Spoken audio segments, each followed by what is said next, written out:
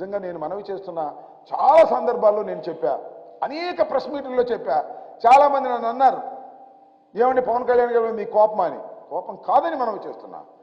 పవన్ కళ్యాణ్ అనే వ్యక్తి, కొణిదెల పవన్ కళ్యాణ్ అనే ఒక రాజకీయ నాయకుడు కాదు.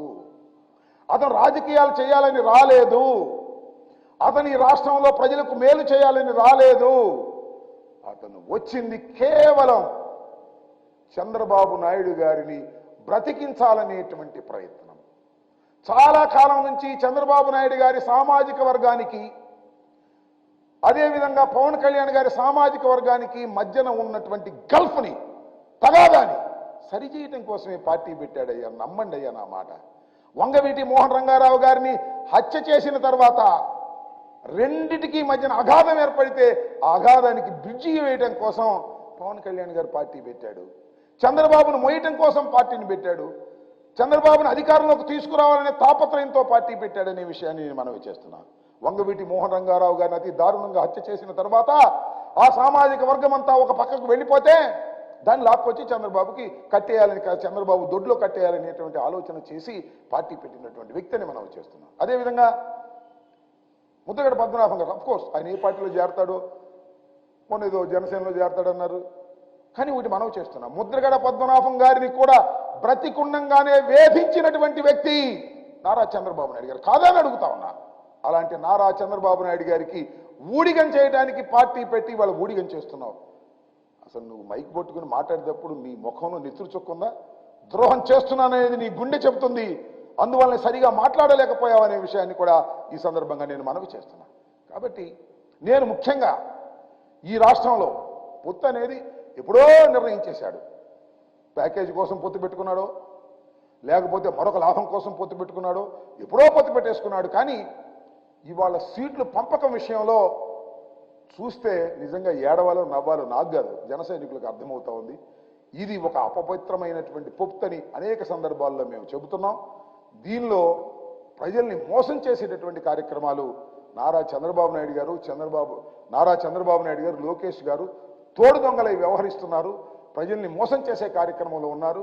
వాళ్ళకి రాజకీయంగా బ్రతుకు లేదని తెలిసి ఒకరినొకరు పట్టుకొని మళ్ళా రా రా అని ఢిల్లీ తిరుగుతున్నారు. బీజేపీ వాళ్ళు వస్తారో రారో నాకు తెలియదు, వచ్చేస్తున్నారని చెబుతున్నారు. మరి వచ్చేవాళ్ళు అయితే వాళ్ళు లేకుండా ప్రెస్ మీట్ ఎందుకు పెట్టారు నాకు అర్థం కాలేదు. వాళ్ళకు కూడా భాగం ఉందని చెప్తున్నారు, వాళ్ళు మాత్రం మాట్లాడటం లేదు. Total confusion. ప్రతిపక్షాలు, ప్రత్యర్థ రాజకీయ పక్షాలు పూర్తిగా కన్ఫ్యూజన్లో ఉన్నాయి.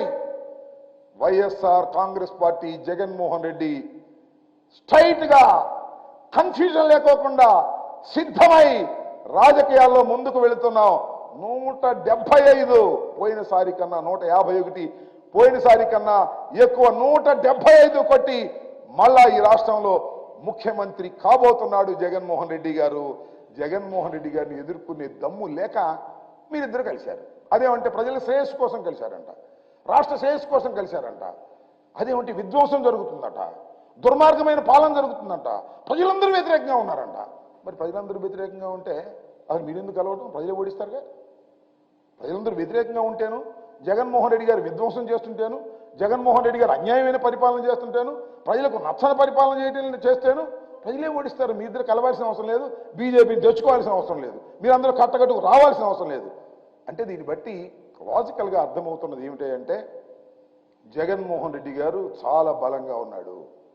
ఇంతమంది కలిసినా జగన్మోహన్ రెడ్డి గారిని ఏమీ చేయలేనటువంటి దశలో ఉన్నాడు అనేది మీరు చెప్పకనే చెబుతున్నారనే అంశాన్ని దయచేసి అర్థం చేసుకోండి. త్వరలో జరగబోయేటటువంటి సార్వత్రిక ఎన్నికల్లో అద్భుతమైన విజయాన్ని వశం చేసుకోబోతున్నారు జగన్మోహన్ రెడ్డి గారు, వైఎస్ఆర్ కాంగ్రెస్ పార్టీ. మీరు ఎన్ని జిత్తులేసినా, ఎన్ని మాయమాటలు చెప్పినా, ఎన్ని పొత్తులు పెట్టుకున్నా పొద్దున్న మీ ప్రెస్ మీట్లోనే మీ కన్ఫ్యూజన్ ఏంటో అర్థమైపోయింది. చివరికి పవన్ కళ్యాణ్ గారు ఎక్కడ నిలబడతాడో కూడా ప్రకటించుకోలేని అధ్వాన్నమైన పరిస్థితుల్లో జనసేన రాజకీయ పక్షం ఉంది.